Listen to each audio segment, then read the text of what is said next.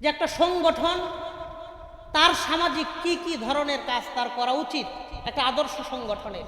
তাহলে এ বিষয়ে আমরা হাদিস ও কোরআনের আলোকে কিছু কথা শুনি। তো যে আয়াত তিলাওয়াত করেছি সূরা মায়েদার 2 নম্বর আয়াতের এক অংশে আল্লাহ তাআলা বলেন, বিসমিল্লাহির রহমানির রহিম, ওয়া তাআওয়ানু আলাল বিররি ওয়াত তাকওয়া ওয়া লা তাআওয়ানু আলাল ইসমি ওয়াল উদওয়ান। আল্লাহ বলেন, তোমরা একে অপরকে ভালো কাজে সহযোগিতা করো, গুনার কাজে সহযোগিতা করো না। ওয়াত্তাকুল্লাহ, তোমরা সবাই আল্লাহকে ভয় করো। ইন্নাল্লাহা শাদীদুল ইকাব, নিঃসন্দেহে আল্লাহর আযাব, আল্লাহর শাস্তি বড় ভয়ঙ্কর। কোরআনে কারীম আমাদেরকে মানুষের উপকারে কাজ করতে বলে। তোমরা মানুষের উপকার করো, ভালো কাজে সহযোগিতা কইরো, গুনাহ কইরো না, গুনার কাজে সহযোগিতা কইরো না। একটা কথা জানলাম, কোরআন আমাদেরকে উপকার করতে বলে। 2 নম্বর, আবু দাউদ শরীফের 4944 নম্বর হাদিসের বর্ণনা, 4944 নম্বর হাদিস। এই হাদিসে নবীজি বলেন, ইন্নাদ-দীনা আন-নাসীহা। এই কথাটা একই হাদিসে নবীজি 3 বার বলেন। অন্যের কল্যাণ কামনা করার নামই হলো ইসলাম, আর একজনের ভালো করার নামই হলো দ্বীন। সুবহানাল্লাহ। তাহলে কোরআন বলে তোমরা মানুষের উপকার করো, ভালো কাজে সহযোগিতা করো। হাদিস বলে অন্যের উপকার করার নামই ইসলাম। 3 নম্বর কথা, বুখারী শরীফের 57 নম্বর হাদিসের বর্ণনা, ওয়ান জারির ইবনে আব্দুল্লাহ রাদিয়াল্লাহু আনহু قال বায়াতুন নবী সাল্লাল্লাহু আলাইহি ওয়াসাল্লাম আলা ইকামিস সালাহ ওয়া ইতাইজ যাকাতি ওয়ান নুসহি লিকুল্লি মুসলিমিন। হযরত জারির ইবনে আব্দুল্লাহ রাদিয়াল্লাহু আনহু বলেন, আমরা নবীজির হাতে হাত রেখে বায়াত গ্রহণ করেছি 3টা কাজের ব্যাপারে। 1 নম্বর, আলা ইকামিস সালাহ, জীবনে কোনোদিন নামাজ ছাড়বো না, নামাজ কায়েম করব জীবনে।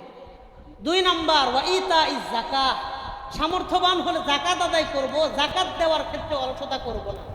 3 নম্বর, ওয়ান নুসহি লিকুল্লি মুসলিমিন, মানুষের উপকার করব, জীবনে কোনো মানুষের ক্ষতি করব না। সুবহানাল্লাহ।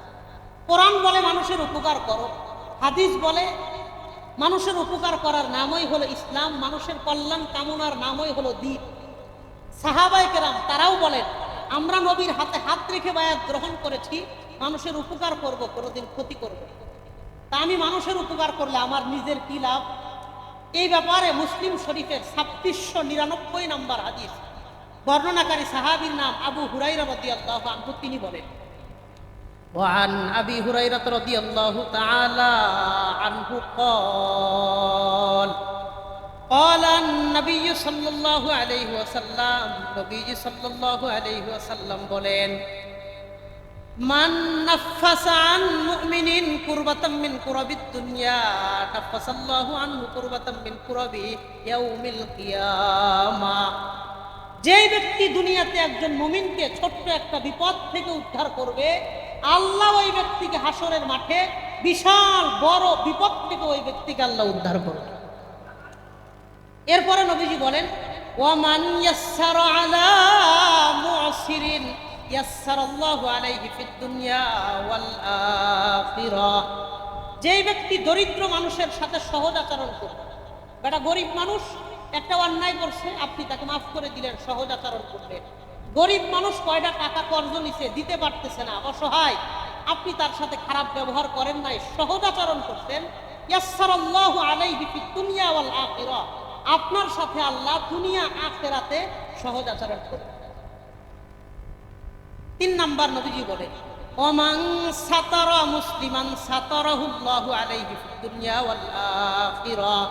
যেই ব্যক্তি কোনো মুসলমানের জানা দোষ গোপন করবে, আল্লাহ দুনিয়া আখিরাতে ওই ব্যক্তির পাপ আর গুনাহগুলো আল্লাহ গোপন রাখবে।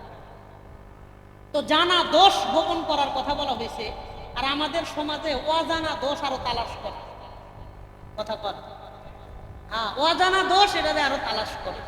শেষ কথা নবীজি বলেন,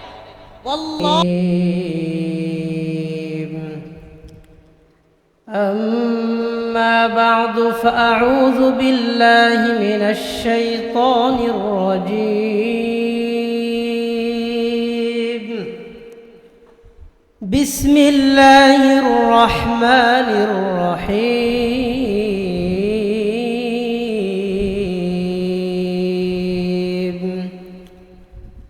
وتعاونوا على البر والتقوى ولا تعاونوا على الإثم والعدوان واتقوا الله إن الله شديد العقاب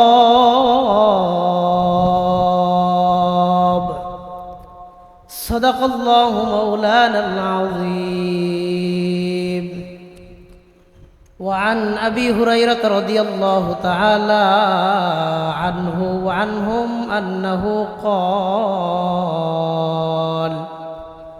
قال النبي صلى الله عليه وسلم من نفس عن مؤمن كربة من كرب الدنيا نفس الله عنه كربة من كرب يوم القيامة ومن يسر على معسر يسر الله عليه في الدنيا والآخرة ومن ستر مسلما ستره الله في الدنيا والآخرة والله في عون العبد ما كان العبد في عون أخيه أو كما قال النبي عليه الصلاة والسلام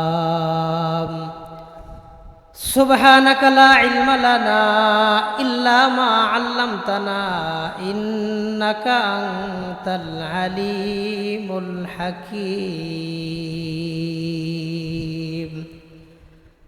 আলহামদুলিল্লাহ সুম্মা আলহামদুলিল্লাহ আল বারাকা ইসলামী পরিষদের উদ্যোগে আয়োজিত আজকের এই ইসলাহি মাহফিলে উপস্থিত অত্র এলাকার সর্বজন শ্রদ্ধেয় মান্যবর দেশ বরেণ্য উলামায়ে কেরাম, আমার সামনে বসে আছেন অত্র এলাকার মুদাররিসিন মাদারিস আইম্মায়ে মাসাজিদ, সকলের প্রতি আন্তরিক মোবারকবাদ।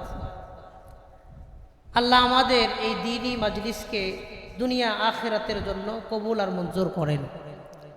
আমি খুব অল্প সময় আপনাদের সামনে নির্দিষ্ট একটা বিষয়ের ওপর কিছু কথা বলবো।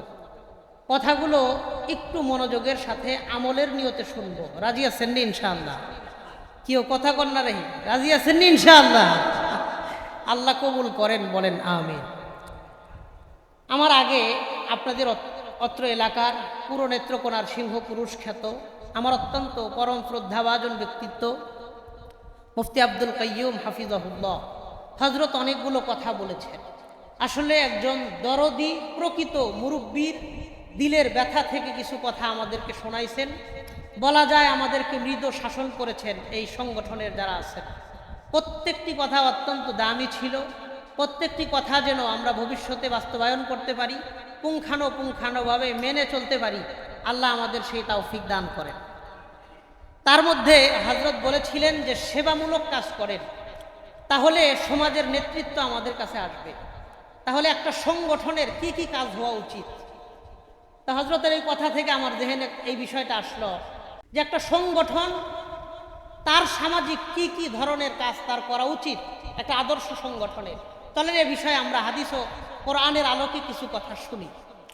তো যে আয়াত তিলাওয়াত করেছি সূরা মায়েদার 2 নম্বর আয়াতের এক অংশে আল্লাহ তাআলা বলেন, বিসমিল্লাহির রহমানির রহিম ওয়া তাআওয়ানু আলাল বিররি ওয়াত তাকওয়া ওয়া লা তাআওয়ানু আলাল ইসমি ওয়াল উদওয়ান।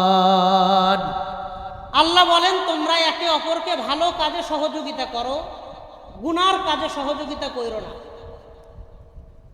ওয়াত্তাকুল্লাহ, তোমরা সবাই আল্লাহকে ভয় করো।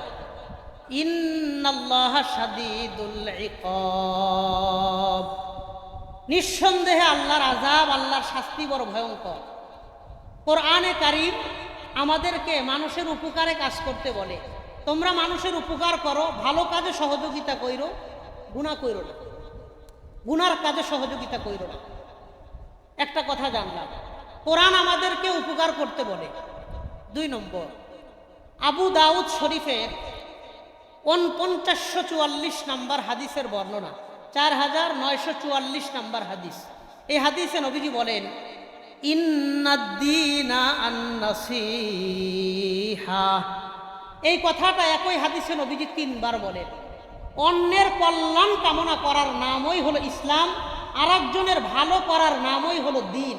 সুবহানাল্লাহ। তাহলে কোরআন বলে তোমরা মানুষের উপকার করো, ভালো কাজে সহযোগিতা করো। হাদিস বলে অন্যের উপকার করার নামই ইসলাম।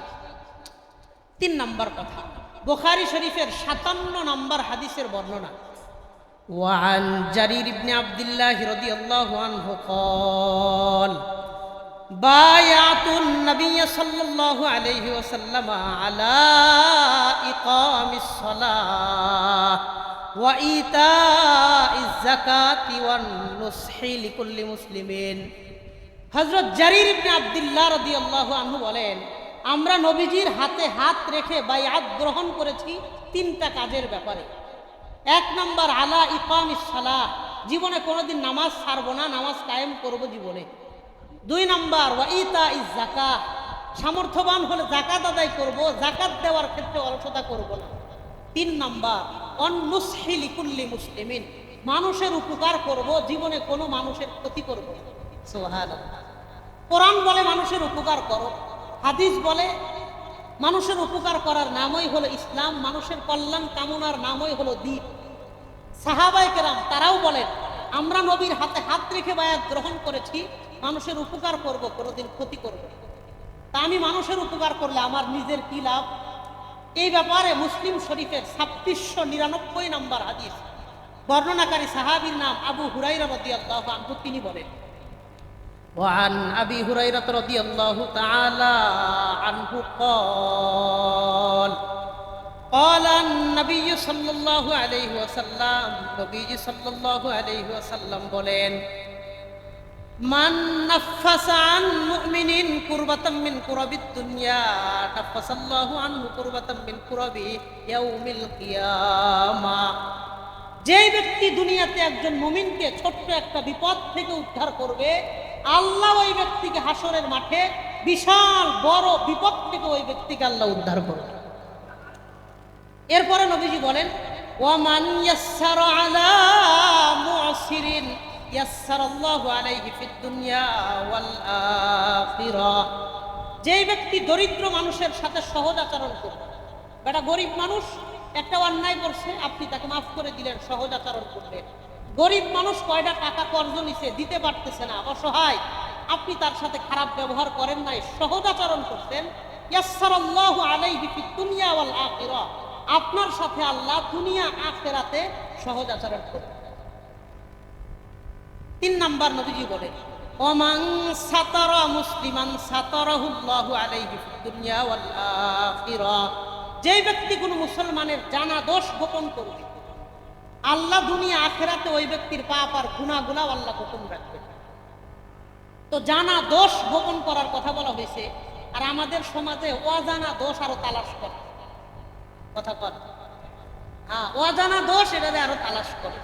শেষ কথা নবীজি বলেন, ওয়াল্লাহু ফি আউনিল আবদি মা কানাল আবদু ফি আউনি আখিহি।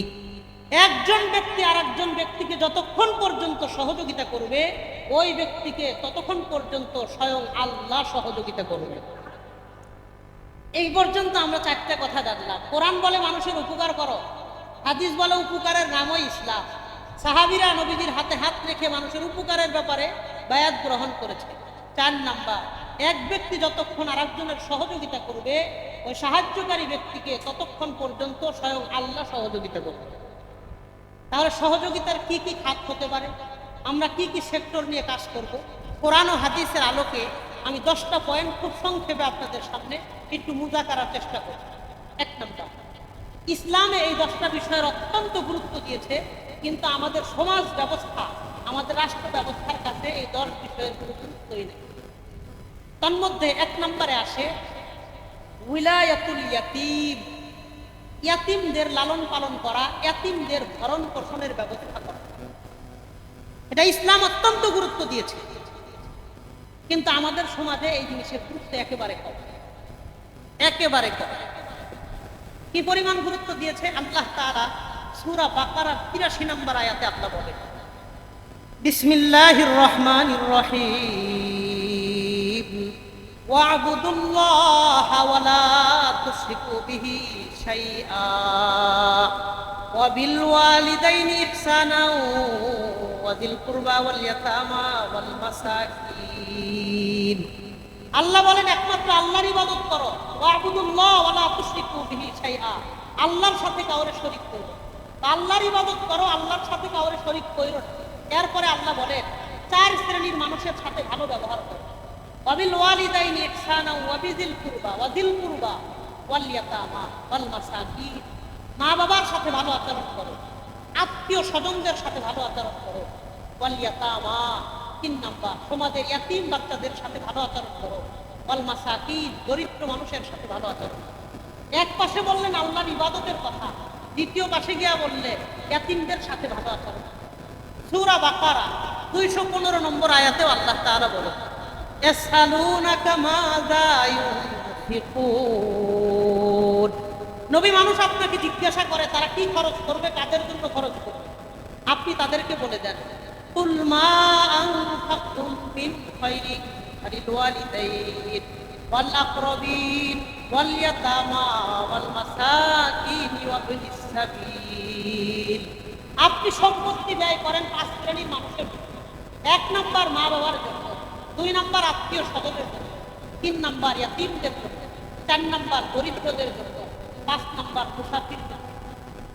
এই 5 শ্রেণীর মানুষের জন্য আপনি সম্পত্তি ব্যয় করেন। তাহলে প্রথমে আল্লাহর ইবাদতের পাশে ইয়াতীমদের সাথে ভালো আচরণের কথা বলতে, 5 শ্রেণীর মানুষের ভিতরে সম্পত্তি ব্যয় করো, এর মধ্যে ইয়াতীমদের নাম আনলে ইয়াতীমদের পিছনে সম্পত্তি ব্যয় করো। সূরা নিসা 10 নম্বর আয়াতে আল্লাহ বলেন, ইন্নাল্লাযীনা ইয়াকুলুনা আমওয়ালাল ইয়াতামা যুলমা, নিঃসন্দেহে যারা ইয়াতীমদের মাল অন্যায়ভাবে আত্মসাৎ করবে। দেখবেন অনেক সময় ভাই মারা গেছে, পর দেখা হইলে সালাম দিবে, 5 নাম্বার হাসি দিয়া আলহামদুলিল্লাহ বললে তার জবাবে আরহামুকাল্লাহ বলবে। আর 5 নাম্বার সে উপস্থিত থাকুক বাড়িতে, অনুপস্থিত থাকুক, তার কল্যাণ কামনা করবে, তার কোনো ক্ষতি করবে না। অসুস্থ মানুষকে দেখতে যাওয়া অনেক ফজিলতের কাজ। মুসলিম শরীফের বর্ণনাও আসছে, 5373 নম্বর হাদিস, 5373 নম্বর হাদিস, ইয়াকুলুল্লাহু আযজা ওয়া জাল্লা ইয়াউমাল কিয়ামা ইয়া ইবনা আদম ইন্নী মারিজতু ফালাম তাউদনি। আল্লাহ হাসরের মাঠে জিজ্ঞাসা করবেন, হে বনি আদম, আমি অসুস্থ হয়েছিলাম, আমারে তো দেখতে আসো নাই। মানুষ আশ্চর্য হয়ে আল্লাহরে বলবেন, ওয়া কাইফা আউদুকা ওয়া আনতা রাব্বুল আলামিন, আল্লাহ আপনাকে কেমনে দেখতে যাব, আপনি তো রব্বুল আলামিন, আপনি অসুস্থই বা কেমনে হন? আল্লাহ ডাক দিয়ে বলবেন, আলা তাআলাম আন্না ফুলানান কাদ মারিজা ফালাম তাউদহু, তোমার পাশের বাড়ির লোকটা অসুস্থ ছিল, তুমি তাকে দেখতে যাও নাই? আমা আলিমতা, তুমি কি জানো, ইন্নাকা লাউ উত্তাহু লাওয়াজাত্তানি ইনদাহু, তুমি যদি ওই ব্যক্তির সেবা করতা, তাকে দেখতে যাইতা, ওই ব্যক্তির সেবার মাধ্যমে আমি আল্লাহরে পায়া যাইতা। কত বড় বিষয়!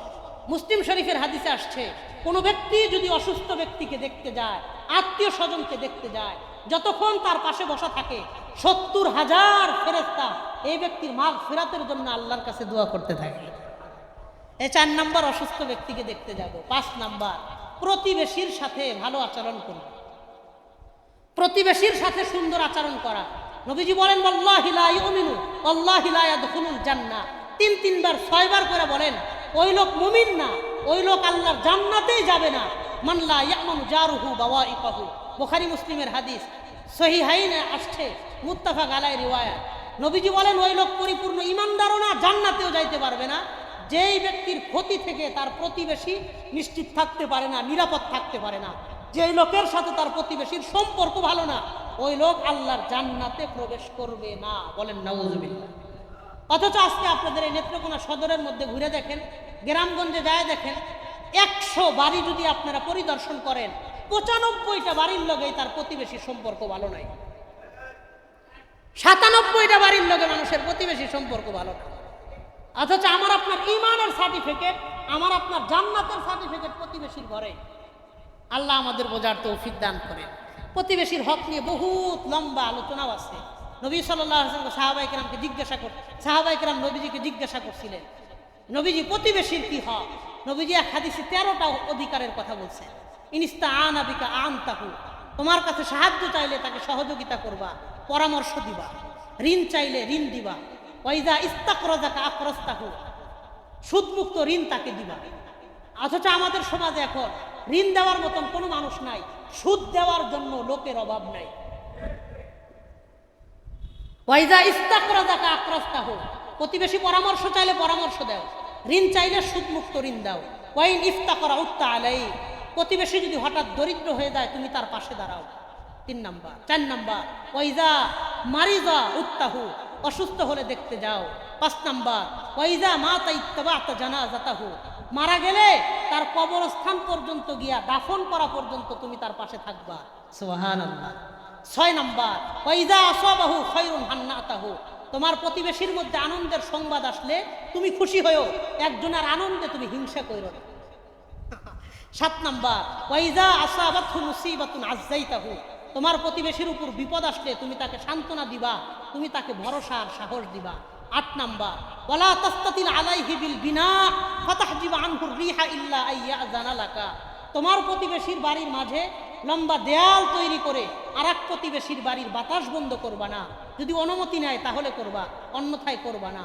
9 নাম্বার, নবীজি বলেন শোনো, ওয়াইজা ইশতারাইতা ফাকিহাতান ফাআহদিলা, তুমি যখন তোমার বাড়ির জন্য ফল কিনবা, সামান্য পরিমাণ ফল হইলেও তোমার প্রতিবেশীর বাড়িতে হাদিয়া দিবা। আর যদি তুমি নিজে গরিব হও, সম্ভব না, ওয়াইল্লাম তাস্তাতি ফাদখিলহা সিররা, তাহলে ফলটা তুমি গোপনে বাড়িতে নিয়ে যাইবা, প্রকাশ্যে বাড়িতে নিয়ে যাইবা না। আর খেয়াল করবা, ওয়ালা ইয়াখরুজ বিহি ওয়ালাদুকা লিয়াগিযা বিহা ওয়ালাদা, তোমার সন্তান যেন এই ফলের টুকরা নিয়া অন্য মানুষের সন্তানের সামনে গিয়া না খায়, এতে অন্য সন্তানরা মনে কষ্ট পাবে। সুবহানাল্লাহ। দেখবেন ফলাফান রে তরমুজ খাইতে দিলে তাড়াতাড়ি লইয়া গিয়া অন্য 5 জন ফলাফানের সামনে দাঁড়ায় দাঁড়ায় খায়। আছে না নাই? আছে। নবীজি বলে খেয়াল করবা তোমার সন্তান যেন ওই ফলের টুকরা নিয়ে আরেকজনের সামনে দাঁড়ায় না খায়। এই গেল 9 নাম্বার। 10 নাম্বার, নবীজি বলেন ওয়ালা তুযিহি বিকুদারি কিদরিকা ইল্লা আন তাগরিফা লাহু মিনহা, তোমার পরিবারে সুগন্ধি জাতীয় কোনো খাবার পাকাইলে তোমার প্রতিবেশীর বাড়িতে 1 চামচ হইলেও হাদিয়া দিবা। 11 নাম্বার, ওয়াইদা লাকিতাহু ফাসাল্লিম আলাই, প্রতিবেশীরে দেখা হইলে সালাম দিবা। অথচ দেখবেন ওই যে প্রতিবেশী আসতেছে, সাথে সাথে সে রাস্তা পরিবর্তন করে আরেক দিকে যায়, যেন সালাম ডানা দেওয়ান লাগে। কথা কন, এমন টাটকা আল্লাহর ওলি সমাজে আছে না নাই? 12 নাম্বার, ওয়াইজা দাআকা ফাস্তাজিব, তোমার প্রতিবেশী তোমার দাওয়াত দিলে তার দাওয়াত কবুল করো। 13 নাম্বার, নবীজি বলেন ওয়াইজা মাতা আহাদুম মিনহুম ফাসনা লাহুম তুআমা, তোমার প্রতিবেশীর মধ্যে কেউ মারা গেলে, প্রতিবেশীর বাড়িতে কেউ মারা গেলে তুমি তাদের জন্য খাবার পাকাইবা, যেন ওই বাড়ির ছোট ছোট বাচ্চারা না খায়া যেন ক্ষুধায় কষ্ট না করে। এটা ইসলামের সৌন্দর্য। 5 নম্বর কথা, প্রতিবেশীর সাথে সদ আচরণ করা। 6 নম্বর, মুসলমান ব্যক্তিকে সুদমুক্ত ঋণ দেওয়া, কর্জ দেওয়া। নবীজি বলেন মান আকরাজা মুসলিমান করজান মাররাতাইন কানা কাসাদাকাতিহা মাররাতা, যেই ব্যক্তি একজন মুসলমানকে 2 বার কর্জ দিবে, ওই সম্পূর্ণ টাকা আল্লাহর রাস্তায় দান করলে যেমন সব, 2 বার কর্জ দিলে সমপরিমাণ সব আল্লাহ দান করে দেন। 7 নাম্বার, ত্রাণ বিতরণ করা। ত্রাণ, বিপদগ্রস্ত মানুষকে সহযোগিতা করা। একটা হলো দান, যেটা গরিব মানুষ পাবে, আর একটা হলো ত্রাণ, যেটা বিপদগ্রস্ত মানুষ পাবে। আপনার 5 তলা বাড়ি, নিচতলায় পানি উঠে রয়েছে, গ্যাস নাই, চুলা নাই, কিচ্ছু নাই, তা আপনার পেটে ক্ষুধা। কারণ ক্ষুধা গরিব মানুষেরও লাগে, ধনী মানুষেরও লাগে। এখানে বলা হয় ত্রাণ। তাহলে গরিব মানুষকে দিতে হয় দান, ধনী মানুষকে দিতে হয় ত্রাণ। ত্রাণ এটা ধনী গরিব সবার জন্য সমান। বিপদগ্রস্ত মানুষের পাশে দাঁড়ানো, আল্লাহ আমাদের বোঝার তৌফিক দান করে। 8 নম্বর কথা, শরণার্থীদেরকে আশ্রয় দেওয়া। ইরহামু মান ফিল আরদি ইয়ারহামুকুম মান ফিস সামা লা ইয়ারহামুল্লাহু মান লা ইয়ারহামুন নাস, ওই ব্যক্তির উপরে আল্লাহ দয়া করে না যে মানুষের উপর দয়া না করে। এক ব্যক্তি নদীতে বাড়ি ভেঙে গেছে, আপনার জমিন পতিত পড়ে রয়েছে, সে একটু আশ্রয় চাইতেছে, আপনি আশ্রয় দেন, হাসরের মাঠে আল্লাহ আপনাকে আশ্রয়ের ব্যবস্থা করে দিবেন। শরণার্থীদেরকে সাহায্য করা। 9 নাম্বার, রক্তদান করা। রক্ত দেওয়া এটাও একটা সংগঠনের মৌলিক কাজের অন্তর্ভুক্ত থাকবে। আল্লাহ তাআলা কোরআনে কারিমে বলেন, অমান আহিয়াহা ফাকান্নামা আহিয়ান নাসা জামিআ। যে ব্যক্তি মানুষের জীবন, একজন মানুষের জীবন বাঁচানোর জন্য সহযোগিতা করলো, সে যেন বিশ্বের সমস্ত মানুষকে নতুন একটা জীবন দান করলো। এটা অনেক অত্যন্ত তাৎপর্যপূর্ণ কাজ। 10 নম্বর, সামাজিক যে কোনো কল্যাণমূলক কাজে নিজেদেরকে সম্পৃক্ত করা। একা সম্ভব না, সবাই করতেছে, নিজেরা সম্পৃক্ত হওয়া। একটা সংগঠনের মৌলিক 10টা দায়িত্ব থাকতে পারে। 1 নম্বর, এতিমদের সহযোগিতা করা, খেয়াল করেন। 2 নাম্বার, বিধবা মানুষের পাশে দাঁড়ানো। 3 নাম্বার, ক্ষুধার্ত মানুষকে খাবার খাওয়ানো। 4 নাম্বার, অসুস্থ ব্যক্তিকে দেখতে যাওয়া। 5 নাম্বার, প্রতিবেশীর সাথে ভালো আচরণ করা। 6 নাম্বার, মুসলমান মানুষদেরকে সুদমুক্ত ঋণ দেওয়া। 7 নাম্বার, বিপদগ্রস্ত মানুষের মধ্যে ত্রাণ বিতরণ করা। যে কোনো বন্যার্ত পরিস্থিতি, প্রাকৃতিক দুর্যোগে বিপদগ্রস্ত মানুষের পাশে দাঁড়ানো। 8 নাম্বার, শরণার্থীদেরকে সহযোগিতা করা, শরণার্থীদেরকে আশ্রয়ের ব্যবস্থা করা। 9 নাম্বার, রক্তদান করা। 10 নাম্বার, সমাজে যে কোনো কল্যাণমূলক কাজে নিজেদেরকে অংশগ্রহণ করা। এই 10টা কোরআন ও হাদিসের আলোকে অত্যন্ত গুরুত্বপূর্ণ বিষয়। আল বারাকা ইসলামী ফাউন্ডেশন যদি এই 10টা বিষয়কে সামনে রেখা আগাইতে পারে, ইনশাআল্লাহ 1 বছর, 2 বছর, 5 বছর, 10 বছর যদি এই নীতি আদর্শকে নিজেরা বুকে ধারণ করে একমাত্র লক্ষ্য উদ্দেশ্য বানায় আগাইতে পারে, আল্লাহর কসম উলামায়ে কেরামদের হাতে এই নেত্রকোনার নেতৃত্ব চলে আসবে। কোনো ফাসিক, ফুজ্জার, ঘুষখোর, দুর্নীতিবাজ আগামীতে নেত্রকোনার নেতৃত্বে আসতে পারবে না, আসতে পারবে না, আসতে পারবে না। আল্লাহ আমাদের এই তরুণ ভাইদের এই মেহনত পরিশ্রমকে জনকল্যাণমূলক কাজে যারা আত্মনিয়োগ করতে পারে, সাহসিকতার সাথে, ইখলাসের সাথে অগ্রপানে এগিয়ে যাওয়ার আল্লাহ তাদের তৌফিক দান করেন। হাদা ওয়া আখিরু দাওয়ানা আনিল হামদুলিল্লাহি রাব্বিল আলামিন। আসসালামু আলাইকুম ওয়া রাহমাতুল্লাহ।